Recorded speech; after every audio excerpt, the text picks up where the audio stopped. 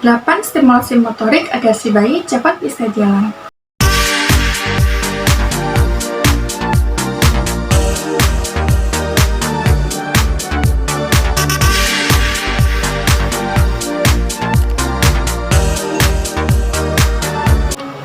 Halo, ketemu lagi dengan saya ngobrol santai seputar kesehatan bareng Bidan Nurul. Jangan lupa subscribe dan bunyikan tanda lonceng karena saya akan sering upload video seputar kesehatan ibu dan anak. 8 stimulasi motorik agar si bayi cepat bisa jalan, yaitu biasanya bayi akan memulai proses berjalan di usia 4-15 bulan. Dari bayi belajar duduk sampai berdiri dan berjalan di sekeliling rumah. Dalam masa-masa ini, moms bisa lakukan beberapa stimulasi untuk menaikkan rasa percaya diri si anak melalui permainan sederhana atau ucapan pemberi semangat yang membangun. Misalnya, wah pinternya, atau bisa juga good job si adik. Dan segala macam yang kita biasanya memuji anak dengan pujian apa, bebas. Dengan menerapkan tips-tips stimulasi ini, bukan tidak mungkin si bayi bisa berjalan kurang dari 1 tahun ya moms. Apa aja tipsnya? Yang pertama, yaitu waktu dia usia 4-7 bulan. Belajar duduk sendiri dengan posisi yang benar merupakan langkah awal dari fase belajar berjalan. Tipsnya yaitu, si bayi mulai belajar duduk adalah fase pertamanya untuk mendapatkan kemampuan berpindah dari satu tempat ke tempat lain. Belajar duduk membantunya memperkuat otot-otot yang dia butuhkan untuk berdiri. Moms bisa meningkatkan kemampuan dengan bermain lempar atau tepatnya menggelindingkan. Bisa juga bola untuk meningkatkan kemampuan ototnya. Kemudian yang kedua yaitu di usia 7-10 bulan. Belajar mengangkat tubuh dan merangkak menggapai hal-hal yang selama ini hanya dia bisa dia lihat. Tipsnya yaitu, hal terpenting yang bayi lakukan saat ini adalah belajar merangkak dengan melatih kemampuan tangan dan kakinya.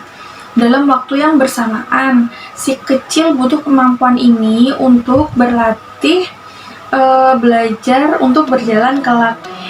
Yang bisa moms lakukan untuk membantunya yaitu menyemangatinya untuk merangkak dari satu sisi ruangan ke sisi lain. Jika ia berhasil, berikan pujian dan tepuk tangan atau sanjungan kepada si bayi agar dia merasa percaya diri. Kemudian yang ketiga yaitu rentan usia 8 bulan. Belajar berdiri dengan bantuan sesuatu atau menopang tubuhnya. Tipsnya yaitu pada fase ini si bayi mulai bertambah kuat dari sebelumnya yang mampu menarik dirinya berdiri dengan berpegangan pada furnitur atau pada orang tuanya. Moms bisa menolongnya dengan berdiri, dengan mengajarinya turun kembali ke lantai dengan menekuk lututnya agar kelak dia bisa meminimalisir sakitnya jatuh saat dia berjalan nanti. Kemudian rentan usia 8-9 bulan. Berjalan dengan bantuan topangan tangan atau ditatih ya mom bahasanya. Bayi mulai antusias berjalan tapi masih belum memiliki kekuatan pada tubuhnya.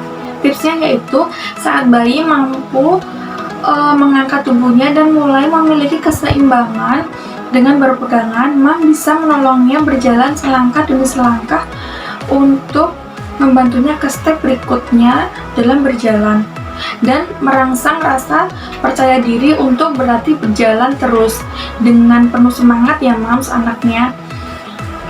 Berlatih adalah kunci kalau moms mau anaknya menyukai aktivitas belajar berjalan. Jadi kita juga harus semangat ya mom untuk mengajari si baby. Kemudian yang kelima yaitu rentan usia 8-9 bulan.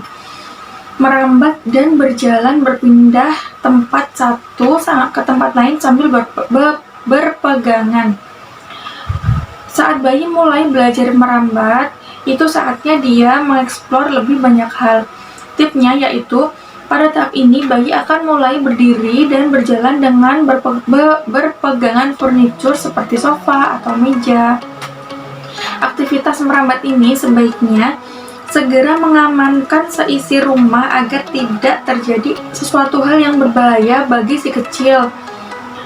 Kita bisa bantu dia dengan terus-menerus memberikan semangat dan percaya diri agar dia mau berlatih, dan kita juga bisa menjauhkan benda-benda yang berbahaya buat si kecil, misalnya meja yang lancip atau kabel-kabel atau saluran listrik. Kita bisa mengamankannya ya Mams.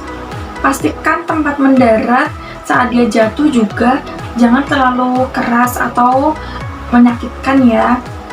Kemudian rentan usia 9-12 bulan. Berdiri tanpa bantuan dengan kemampuannya sendiri. Saat bayi bisa berdiri sendiri merupakan salah satu momen pencapaian yang mengagumkan. Tipsnya adalah menjaga keseimbangan adalah kunci dari berjalan.